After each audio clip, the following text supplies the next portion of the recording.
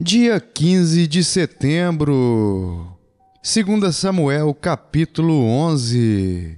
Decorrido um ano, no tempo em que os reis costumam sair para a guerra, enviou Davi a Joabe e seus servos com ele e a todo o Israel, que destruíram os filhos de Amon e sitiaram Rabá.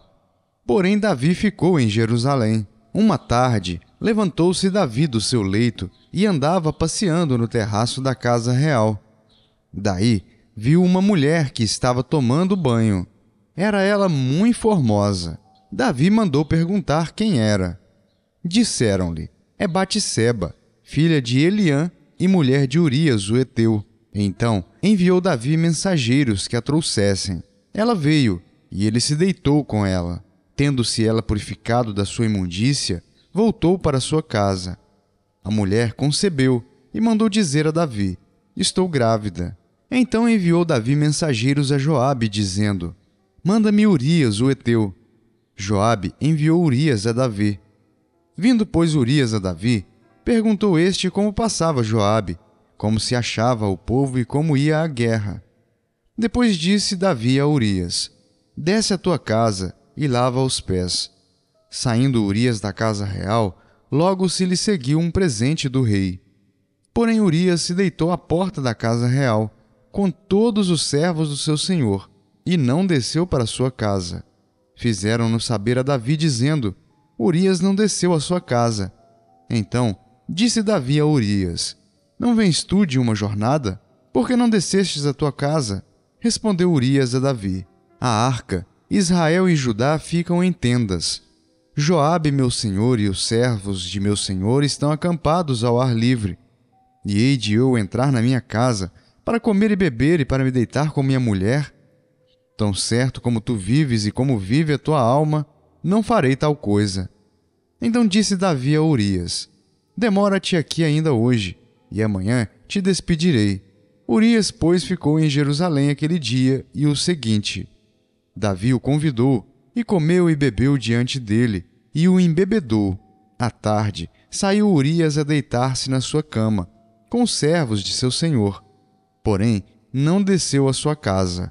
Pela manhã, Davi escreveu uma carta a Joabe e lhe a mandou por mão de Urias.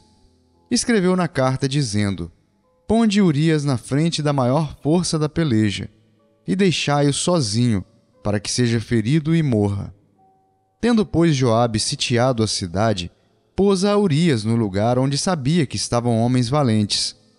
Saindo os homens da cidade e pelejando com Joabe, caíram alguns do povo dos servos de Davi, e morreu também Urias, o heteu. Então Joabe enviou notícias e fez saber a Davi tudo o que se dera na batalha. Deu ordem ao mensageiro, dizendo: se ao terminares de contar ao rei os acontecimentos desta peleja, suceder que ele se encolerize e te diga: por que vos chegastes assim perto da cidade a pelejar? Não sabíeis, vós, que haviam de atirar do muro? Quem feriu a Abimeleque, filho de Jerubbecete, não lançou uma mulher sobre ele do muro, um pedaço de mó corredora, de que morreu em Tebes? Por que vos chegastes ao muro? Então dirás: também morreu teu servo Urias, o heteu. Partiu o mensageiro, e chegando, fez saber a Davi tudo o que Joabe lhe havia mandado dizer. Disse o mensageiro a Davi: na verdade, aqueles homens foram mais poderosos do que nós, e saíram contra nós ao campo. Porém, nós fomos contra eles, até a entrada da porta. Então, os flecheiros do alto do muro atiraram contra os teus servos, e morreram alguns dos servos do rei. E também morreu o teu servo Urias, o heteu. Disse Davi ao mensageiro: assim dirás a Joabe: não pareça isto mal aos teus olhos, pois a espada devora tanto este como aquele. Intensifica a tua peleja contra a cidade, e derrota-a, e tu anima a Joabe.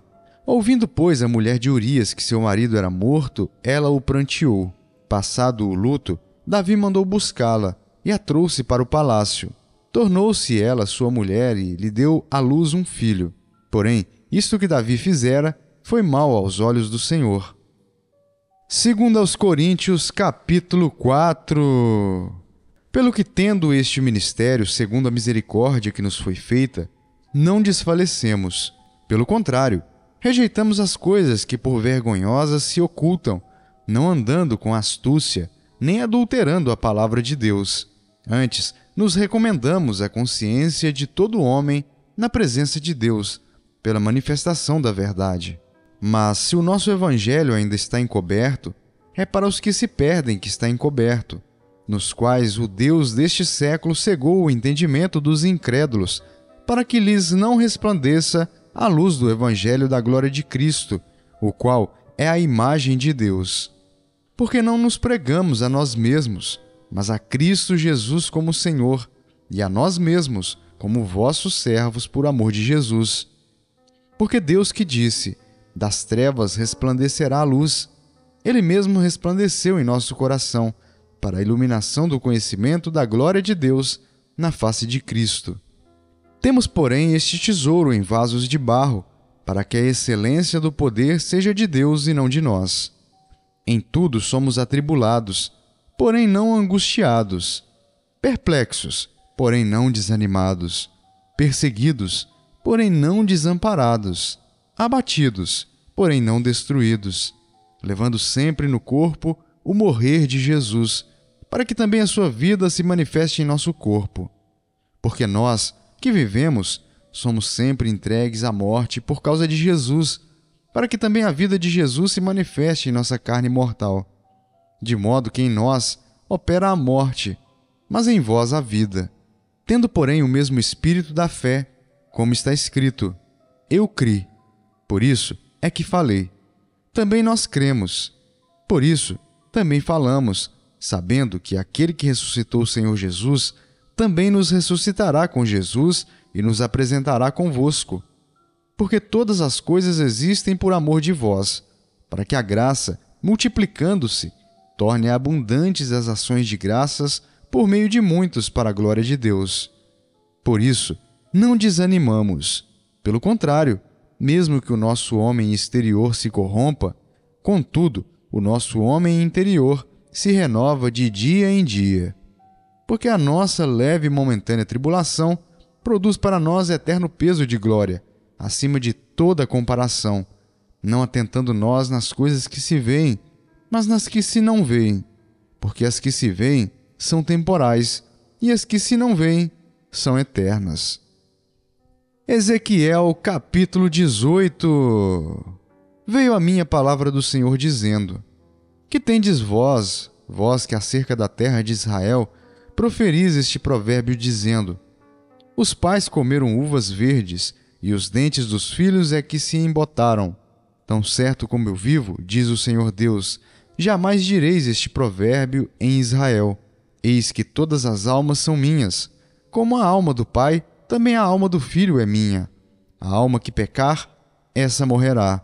Sendo, pois, o homem justo, e fazendo juízo e justiça, não comendo carne sacrificada nos altos, nem levantando os olhos para os ídolos da casa de Israel, nem contaminando a mulher do seu próximo, nem se chegando à mulher na sua menstruação, não oprimindo a ninguém, tornando ao devedor a coisa penhorada, não roubando, dando o seu pão ao faminto e cobrindo ao nu com vestes, não dando o seu dinheiro à usura, não recebendo juros, desviando a sua mão da injustiça e fazendo verdadeiro juízo entre homem e homem, andando nos meus estatutos, guardando os meus juízos e procedendo retamente.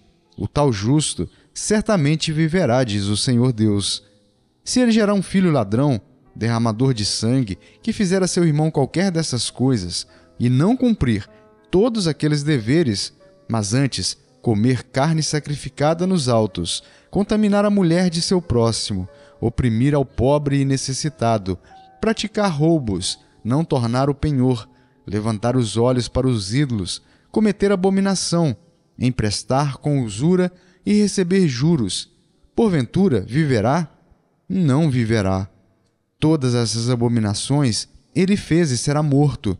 O seu sangue será sobre ele. Eis que, se ele gerar um filho que veja todos os pecados que seu pai fez, e vendo-os não cometer coisas semelhantes, não comer carne sacrificada nos altos, não levantar os olhos para os ídolos da casa de Israel, e não contaminar a mulher de seu próximo, não oprimir a ninguém, não retiver o penhor, não roubar, der o seu pão ao faminto, cobrir ao nu com vestes, desviar do pobre a mão, não receber usura e juros, fizer os meus juízos e andar nos meus estatutos, o tal não morrerá pela iniquidade de seu pai, certamente viverá. Quanto a seu pai, porque praticou extorsão, roubou os bens do próximo e fez o que não era bom no meio de seu povo, eis que ele morrerá por causa de sua iniquidade. Mas dizeis, por que não leva o filho a iniquidade do pai? Porque o filho fez o que era reto e justo, e guardou todos os meus estatutos, e os praticou. Por isso, certamente viverá. A alma que pecar, essa morrerá.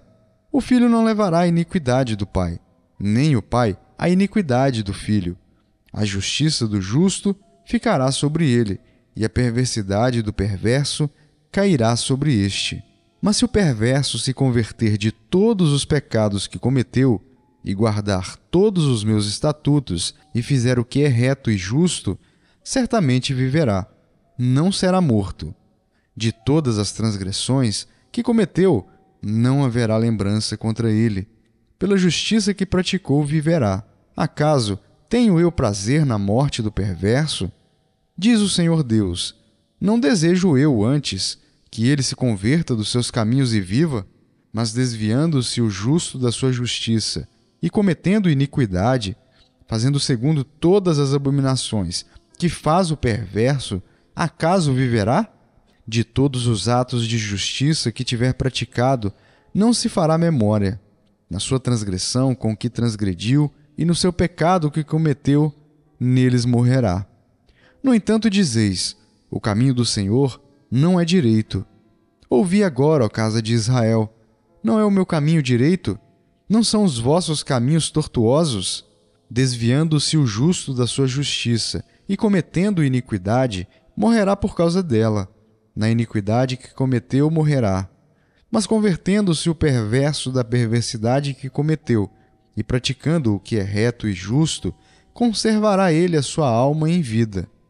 Pois se considera e se converte de todas as transgressões que cometeu, certamente viverá, não será morto. No entanto, diz a casa de Israel, o caminho do Senhor não é direito. Não são os meus caminhos direitos, ó casa de Israel, e não são os vossos caminhos tortuosos? Portanto, eu vos julgarei a cada um segundo os seus caminhos, ó casa de Israel, diz o Senhor Deus. Convertei-vos e desviai-vos de todas as vossas transgressões, e a iniquidade não vos servirá de tropeço. Lançai de vós todas as vossas transgressões com que transgredistes, e criai em vós coração novo e espírito novo. Pois por que morreríeis, ó casa de Israel? Porque não tenho prazer na morte de ninguém, diz o Senhor Deus. Portanto, convertei-vos e vivei. Salmo capítulo 62. Somente em Deus, ó minha alma, espera silenciosa. Dele vem a minha salvação. Só Ele é a minha rocha e a minha salvação, e o meu alto refúgio. Não serei muito abalado. Até quando acometereis vós a um homem? Todos vós, para o derribardes, como se fosse uma parede pendida ou um muro prestes a cair, só pensam em derribá-lo da sua dignidade. Na mentira se comprazem, de boca bendizem, porém no interior maldizem. Somente em Deus, ó minha alma, espera silenciosa, porque dele vem a minha esperança. Só Ele é a minha rocha e a minha salvação e o meu alto refúgio. Não serei jamais abalado. De Deus dependem a minha salvação e a minha glória. Estão em Deus a minha forte rocha e o meu refúgio. Confiai nele, ó povo, em todo o tempo. Derramai perante ele o vosso coração. Deus é o nosso refúgio. Somente vaidade são os homens plebeus, falsidade os de fina estirpe. Pesados em balança, eles juntos são mais leves que a vaidade. Não confieis naquilo que extorquis, nem vos vanglorieis na rapina. Se as vossas riquezas prosperam, não ponhais nelas o coração. Uma vez falou Deus, 2 vezes ouviu isto, que o poder pertence a Deus. E a ti, Senhor, pertence a graça, pois a cada um retribuis segundo as suas obras. Salmo capítulo 63. Ó Deus, Tu és o meu Deus forte. Eu te busco ansiosamente. A minha alma tem sede de Ti. Meu corpo Te almeja, como terra árida, exausta, sem água. Assim, eu Te contemplo no santuário para ver a Tua força e a Tua glória, porque a Tua graça é melhor do que a vida. Os meus lábios Te louvam. Assim, cumpre-me bem dizer-Te enquanto eu viver. Em Teu nome, levanto as mãos. Como de banha e de gordura, farta-se a minha alma, e com júbilo nos lábios a minha boca Te louva. No meu leito, quando de Ti me recordo e em Ti medito durante a vigília da noite, porque Tu me tens sido auxílio. À sombra das Tuas asas eu canto jubiloso. A minha alma apega-se a Ti. A Tua destra me ampara. Porém, os que me procuram a vida para destruir, abismar-se-ão nas profundezas da terra. Serão entregues ao poder da espada e virão a ser pasto dos chacais. O rei, porém, se alegra em Deus. Quem por ele jura, gloriar-se-á, pois se tapará a boca dos que proferem mentira.